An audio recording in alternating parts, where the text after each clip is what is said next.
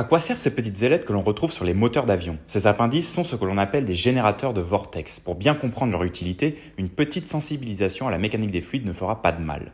Lorsque l'air s'écoule sur une aile, ce dernier va avoir un profil de vitesse qui ressemble à ça. Et ça veut dire que les filets d'air proches de la surface de l'aile vont s'écouler très lentement, comme s'ils venaient frotter contre cette dernière, tandis que ceux éloignés vont s'écouler à la vitesse du vent vue par l'aile et donc beaucoup plus rapidement. Cette partie-là, on l'appelle la couche limite, et lorsque cette couche limite ne parvient plus à épouser la forme de l'aile, elle va s'en séparer, c'est ce qu'on appelle le décrochage.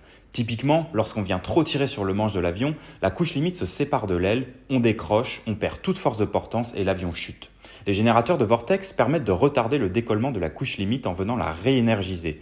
Comme leur nom l'indique, ils génèrent des tourbillons qui vont venir guider la couche limite le long de la surface de l'aile et ainsi retarder le décrochage de cette dernière. Retarder le décrochage sur un avion, c'est surtout le rôle des volets de bord d'attaque, aussi appelés slats. Alors pourquoi s'embêter à installer des générateurs